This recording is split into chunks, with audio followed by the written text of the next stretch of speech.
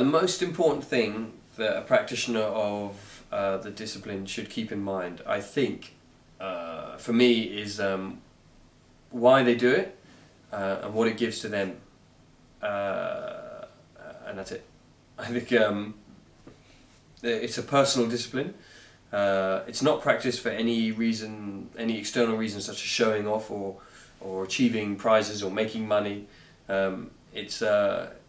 Should be practiced for yourself and for the benefits it gives you as an individual. So developing your mind, your body and your spirit, just improving yourself, mastering yourself. And I think that should be the most important thing for any individual practitioner, and that'll differ between each practitioner in a way as to what aspect they're concerned with. But on the whole, the only thing that should matter is what it means to you and how it helps you as a human, as an individual, and how it improves your life. That's pretty much it.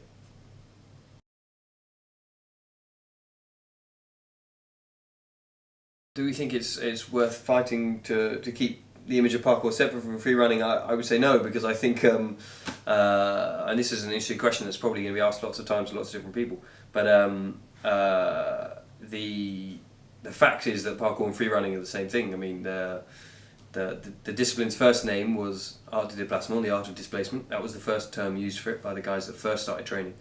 And then it was then one of those guys later on renamed it parkour, or renamed what he was doing parkour. It's basically the same practice, same discipline. And then later on that was translated into free running for a documentary Jump London by Guillaume Pelletier, who had to come up with an English version of the word for an English speaking audience. So art de déplacement, parkour, free running is all the same practice, same discipline.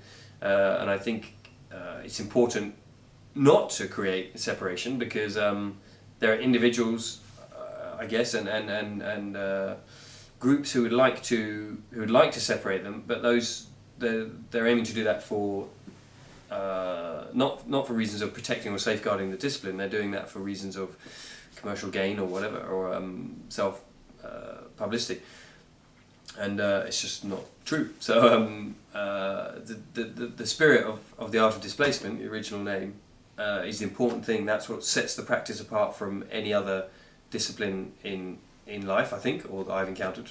That's what makes it very unique, and that's what makes it what it is, and that should be carried on. And the way to carry that on is not to try and fragment it into different sections and say this is free running and that movement's parkour, because that's rubbish. It's not about that. It's not about set movements or this or that. It was about a spirit of training and an approach to training, and an approach to improving yourself through movement and through physicality and through conquering the fear in your mind.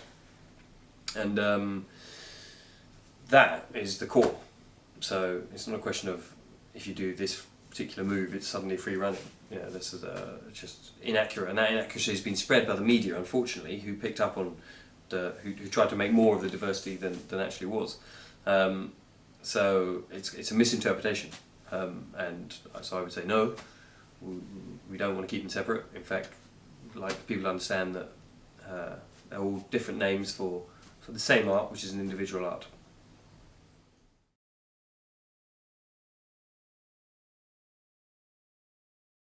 I have trained in quite a few separate fighting traditions and systems, since I was about 9, and the list is quite long. The main ones I've studied, I guess, are karate, aikido, Wing Chun, boxing, Muay Thai, and more recently, for the last sort of 10 years or so, a system known as the Katori Shinto Ryu, which is a very old Japanese battlefield system, the oldest sort of weapon system. And other things as well here and there, but they all come down to being functional. My approach was just to be functional with fighting arts, so the only thing that interested me was what worked and what is functional. I've also studied a lot of what are known as combatives, which is basically the essence of fighting taught by military soldiers and military groups, and I think that's probably the best stuff for me. And how has that influenced my parkour? Is that the second part of the question? Yeah. For me, my interest in martial arts was functionality, and that's one of the reasons I came into parkour years ago, was the fact that it seemed so functional and in the environment. When I saw one of the founders training, he seemed to have mastered his environment and be very functional and very effective. And there were obvious overlaps between my approach to the fighting arts and that, and I wanted that, so I sought them out and started learning stuff, and so for me that's the overlap.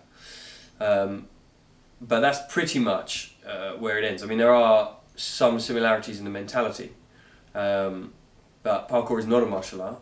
The two are designed for very different purposes, so there's not sort of a direct exchange of approaches or anything like that. I mean, conceptually there are some similarities, but the underlying motivation is very different. Fighting arts are designed to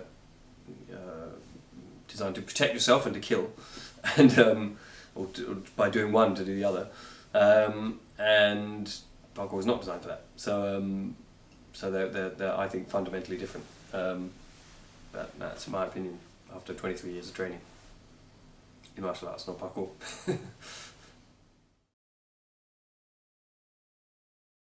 So a day in my life that doesn't have parkour in it, well, they're few and far between now, because we're so busy on all fronts. So, you know, either we're teaching or training or, you know, dealing with various projects, or doing all three in one day. There's pretty much no days where it doesn't really infuse much. And in some ways, I mean, conceptually, in some ways, it is in everything now, because of the way it changes your view on everything, makes you think differently, move differently. So in a way, there's no sort of day free of it. But I guess there are days when I have nothing to do with when I don't actually train, occasionally, and there are days when I try not to involve in any of the projects or anything. So I suppose there are some parkour free days, and those days normally I'm doing fighting arts training, or writing for various books, some for the projects and some for other things. Or just relaxing, having fun, and seeing friends, and or watching movies, or going to restaurants, all the things that everyone does. So, but pretty much, I think when you're really into parkour and you train a lot, you don't really have many days that it doesn't impact on, because it's so it really infuses your movement in a way. It really sort of touches everything you do, so it's kind of always there in a way. And even in just walking around the city, how you see things, you never stop looking at things from a parkour point of view.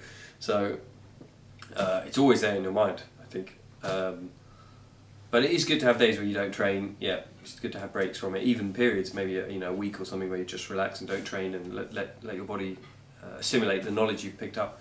Those are very healthy periods to go through. So sometimes it's good to have days free of it, yeah, or periods free of it, and just relax and be yourself and observe the world.